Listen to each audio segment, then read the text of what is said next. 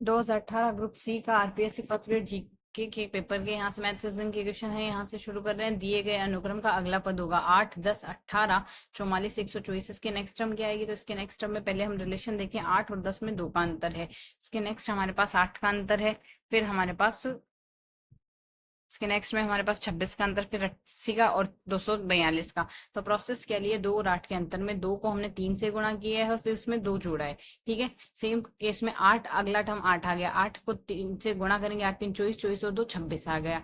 इसके नेक्स्ट 26 और अगर 80 में हम देखें तो 26 को हमने 3 से गुणा किया, 2 जोड़ा 80 आ गया। 80 को हम 3 से गुणा करेंगे, 2 जोड़ेंगे 242 आ गया। तो उसके अगला टर्म देखना है तो 242 को हमने अब क्या करना है, यहाँ से 242 ही तो आएगा क्योंकि 80 को 3 से गुणा करेंगे, 2 जोड़ेंगे 242 आएगा। अब यहाँ से इसके अगला टर्म अगर हम देखें तो इसके अगला टर्म हमारे पास क्या आएगा, 366 आ जाएगा। 366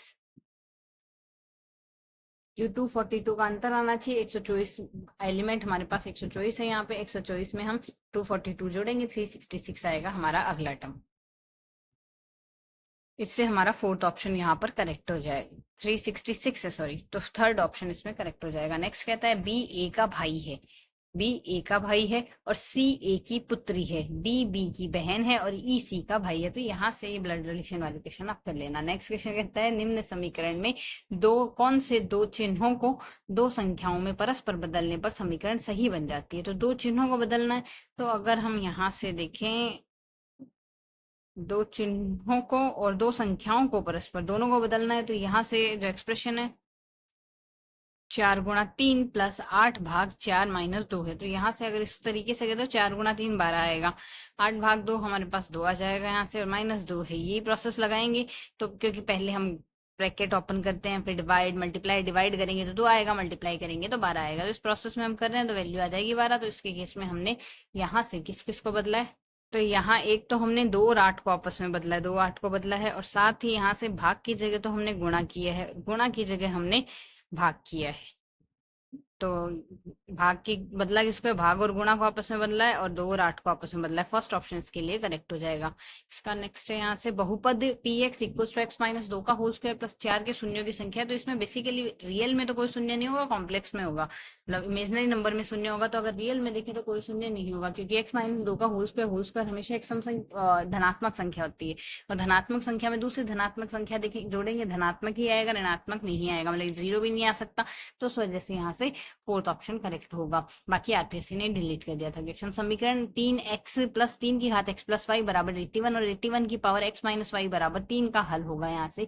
तो 3 की घात x प्लस वाई बराबर 81, 81 होता है हमारे पास 3 की घात 4, 3 की घात 3 27 होता है, 3 की घात 4 हमारे पास 81 आ जाएगा। तो x प्लस वाई की वैल्यू कितनी आनी चाहिए, 4 आनी चाहिए। तो x प्लस वाई की वैल्यू जैसे ही हम 4 लेते हैं तो हमारा कौन सा ऑप्शन डिस्कार्ड हो जाएगा, एक तो पहला ऑप्शन डिस्कार्ड हो रहा है जो कि कह रहा है x प्लस वाई की वैल्यू 4 नहीं आती।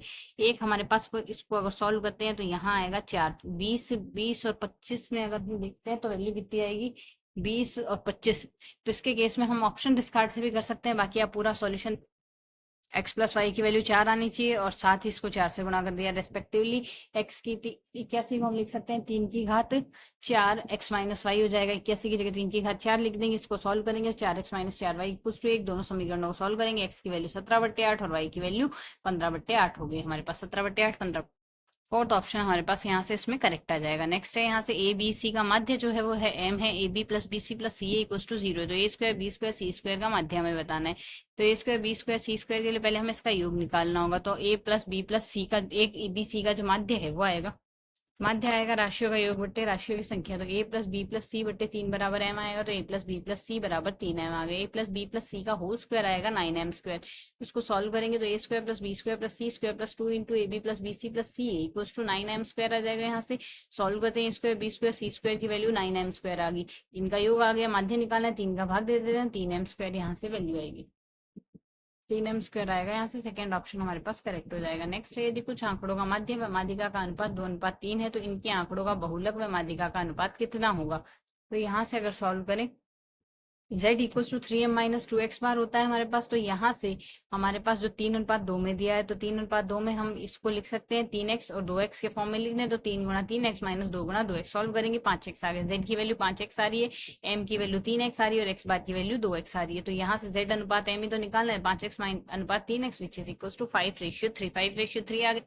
थर्ड ऑप्शन करेक्ट आ जाएगा। यदि एक लंब वृत्तीय शंकु की त्रिज्या व ऊंचाई दोनों में 10% की वृद्धि कर दी जाए तो उसका आयतन में कितनी वृद्धि होगी। तो लंब वृत्तीय शंकु का आयतन कितना होता है, पाई आर स्क्वायर एच। त्रिज्या और ऊंचाई दोनों में 10% की वृद्धि करनी है, सॉल्व करें। हम मान के चल रहे हैं त्रिज्या भी 10 इकाई थी और ऊंचाई भी 10 इकाई थी, 10% की वृद्धि के साथ एक एक यूनिट बढ़ गई है यहाँ से, तो 11 होगी। तो पहले आयतन 1/3 पाई आर स्क्वायर एच था, तो उसकी वजह से हमारे पास 10³/3 पाई आर ये वैल्यू, और अगर एक एक इकाई बढ़ गई तो 11 होगी, तो इससे हमारे पास आयतन आएगा 1381 पाई/3। तो यहाँ से वृद्धि हुई कितनी है, एज वी कैन सी, पहले 1000 पाई/3 था, अब यहाँ से 1331 पाई/3 आया है, तो मतलब 33.1% की वृद्धि हुई, तो 33.1 इसके लिए आंसर। 33.1 से हमारे पास सेकंड ऑप्शन इसके लिए करेक्ट आएगा। नेक्स्ट कहता है 49 इंटू 33 इंटू 24 सेंटीमीटर क्यूब विमाओं का एक ठोस लोहे के टुकड़े को पिघलाकर एक ठोस गोला बनाया जाता है, तो इस गोले की त्रिज्या होगी। इस गोले की त्रिज्या हमें बतानी है क्या होगी। तो पहले इससे एक गोला बनाया जाएगा, तो दोनों के केस में आयतन तो हमारे पास समान ही रहेगा। आयतन अगर समान है तो गोले का आयतन होता है 4/3 पाई आर क्यूब, तो हमारे पास 4/3 पाई आर क्यूब इक्वल्स टू यहाँ से घनाभ का आयतन आएगा, घनाभ की लंबाई गुना चौड़ाई गुना ऊंचाई हमने कर दी, तो आर क्यूब की वैल्यू आ गई हमारे पास 7 × 3, सिंप्लीफाई करने से 21 आ गई। आर की वैल्यू 21 आ गई। आर त्रिज्या तो निकालनी थी जो हमारे पास गोला बन। एक्स्ट्रा 4 सेंटीमीटर लंबाई के एक ठोस घन को 1 सेंटीमीटर लंबाई के छोटे घनों में प्राप्त करने के लिए इस घन को कितनी बार काटा जाएगा। तो यहाँ से हमारे पास एक 4 सेंटीमीटर का ठोस घन है, उससे 1 सेंटीमीटर के घन बनाने हैं, तो सॉल्व। तो 4 सेंटीमीटर का घन है, लंबाई चौड़ाई ऊंचाई सेम आएगी, तो यहाँ से 1 सेंटीमीटर का घन प्राप्त करना है, तो 1 1 1 ये हो गया हमारे पास। तो टोटल 3 लाइन तो हमने यहाँ से इस तरीके से लिए, रेस्पेक्टिवली 3 लाइनें इस तरीके से लिए, जो 3 × 3 टोटल 9 टाइम्स काटा है हमने, तो 9 टाइम्स